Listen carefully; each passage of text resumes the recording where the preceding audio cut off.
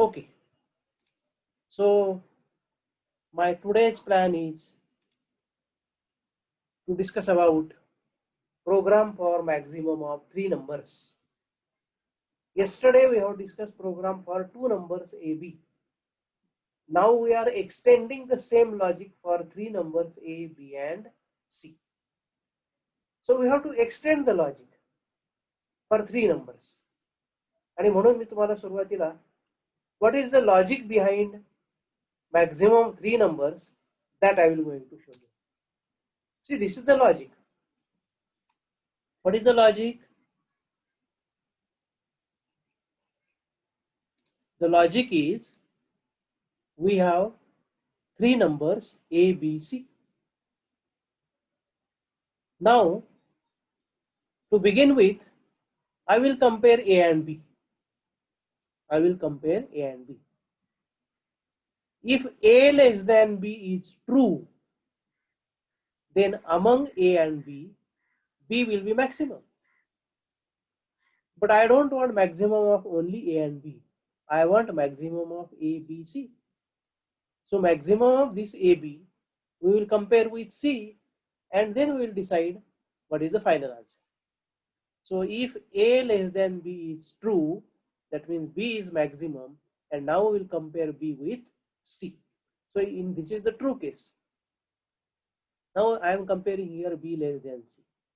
Now this B less than C may be true, and if B less than C is true, then you know that this will become like A less than B less than C. A less than B less than C. So this 3 number inequality will indicate that maximum will be C. Right? Now if this condition is not true, that means B is not less than C. B is greater than C. In that case, you will come here. Now in this case, your inequality will be A less than C less than B. A less than C less than B. Or it is in fact A and C both are less than A and C both less than B. In that case, your maximum will be B. So this is when A less than B is true. Now if A less than B itself is not true, means A is greater than B. In that case, we will come to this false part. And if we come to this false part, that means A is greater than B. Now if A is greater than B, we will compare A with C. Again, if A less than C is true, we will come here with the conclusion that maximum is C. And if A is not less than C, then A is greater than C. And in that case, you will find that here A is already greater than B, A is already greater than C, and therefore your maximum will be A. So this is the logic behind maximum of 3 numbers. Now whenever you see here it is true false, that means here you have to use one if condition. Here it is true false, one if condition. Here it is true false, one if condition. So this type of presentation will indicate you what are the places where you have to use which type of control statement, particularly in this case if else statement. If you have understood this logic, if you have understood this diagram, we will go to the actual program of maximum of 3 numbers. Okay, program for maximum of 3 numbers. So see here, hash include stdio.h, hash include conio.h as usual, void main as usual. I want to find maximum of 3 numbers, and therefore I will take A, B, C as 3 integers. So int A, B, C. I am declaring 3 variables A, B, C which are of integer type. clear screen. Now instead of writing 3 different print statements, I am writing in one because I want to compact the program. Printf, enter the values of A, B, C. Now see, this message will tell you that you are supposed to enter 3 values. First for A, second for B, third for C. So this printf statement is very important message giving statement because it tells you 2 things: how many values you have to enter and in which order you have to enter. So it means there are 3 values we want to enter through keyboard, and their order is: first is the value of A, second is the value of B, third is the value of C. In the scanf statement, you see that %d, %d, %d is appearing 3 times because first %d correspond to A, second %d will correspond to B, third %d will correspond to C. So remember that the number of formatting characters must be equal to the number of variables you are fetching the data from keyboard. So once you take the data, if A less than B, so I am here, if A less than B. Now if A less than B is true, I will perform this task. And if A less than B is false, I will perform this task. So try to understand this. Now if A less than B is true, you are here.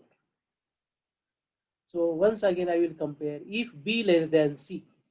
Now if this is true, I will perform this task. But in this task, there is only one statement, and therefore we may or we may not give the bracket there. Printf \n maximum is %d, that is C. Else, so see, else printf maximum is %d B, because here in else case B is not less than C, B is greater than C, and therefore maximum is B. So if you see this block, it will correspond to this part.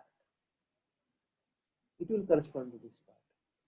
If true part, again if, right? Right. Now else, this else will correspond to this. See my color combination. My color combination will tell you that which command, which statement is associated with what, right?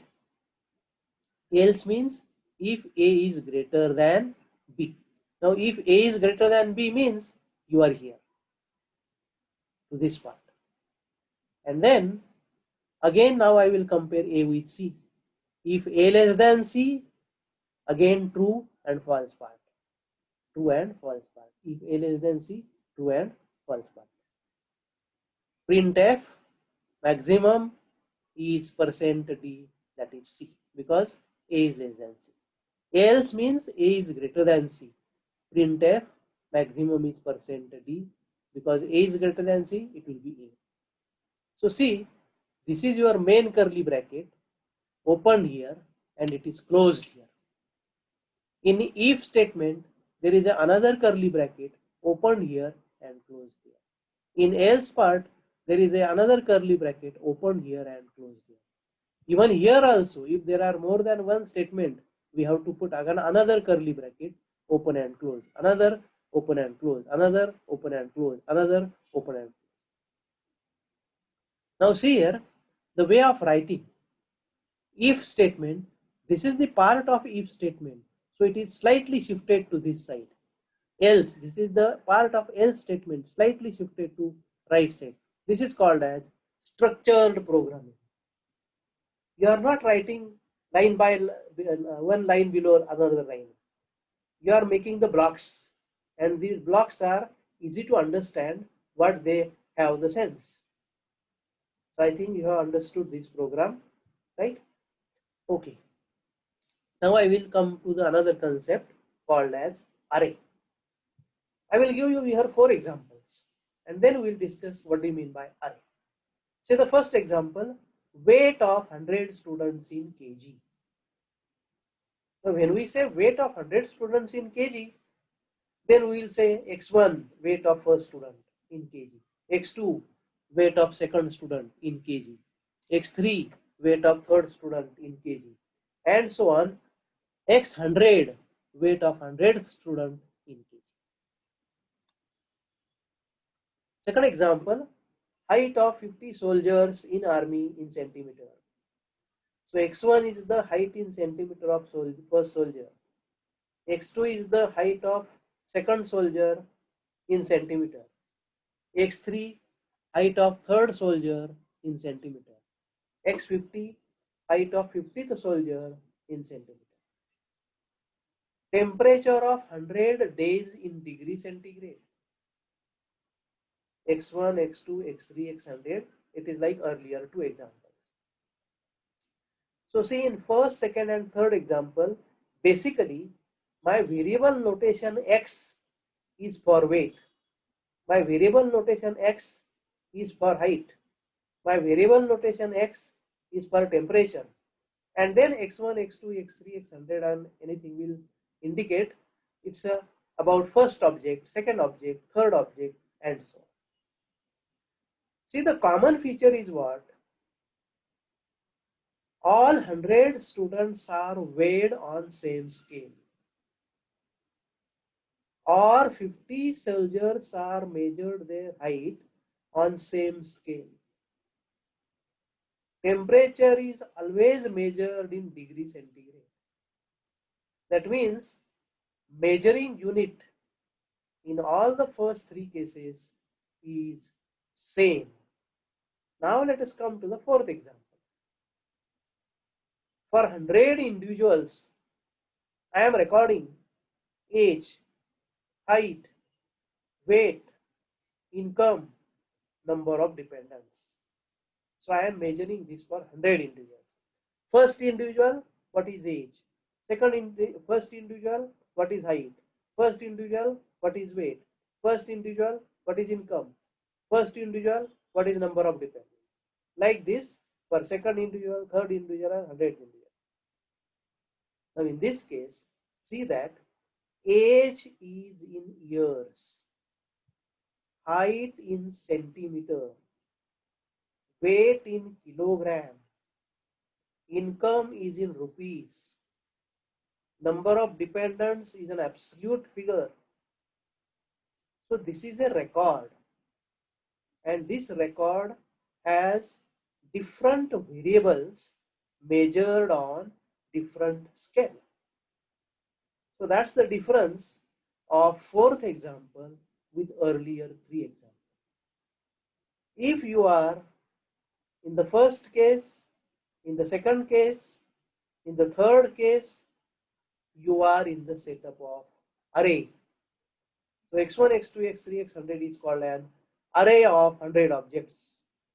x1, x2, x50 is called an array of 50 objects. x1, x2, x3, x100 is called an array of 100 objects. So first three examples in which variable is same, all values are measured on same scale, then that mathematical structure is called array. The fourth one is different one. So I think you have understood the concept of array. Now in the fourth case, if you forget height, weight, income, number of dependents, and if you take care of only age of 100 individuals, then that is also an array. If you take only height of 100 individuals, that is also an array. Only weight of 100 individuals, that is also an array. Only income of 100 individuals, that is also an array. Only number of dependents of 100 individuals, that is also an array. So if you take separately, that will form an array. But if you take together, that is a different mathematical structure. So I think you have understood the concept of array. Now there are array of different types. One-dimensional array, two-dimensional array, three-dimensional array, multi-dimensional array, So there are different types of arrays depending upon what is the complexity of your data. Okay. So as your complexity increases, one dimensional means your data is along only x-axis. Two dimensional means your data is along x and y axis. Means you are in two dimensional setup. Three dimensional means your data has x coordinate, y coordinate and z coordinate also. So you are in a three dimensional setup, that is three dimensional array, and similarly higher dimensional array. So that dimensionality of array and complexity of your data, that we'll discuss in the next lecture. This is just I want to introduce you array. So I think with this I conclude my half part. Now half part is for you to discuss your questions.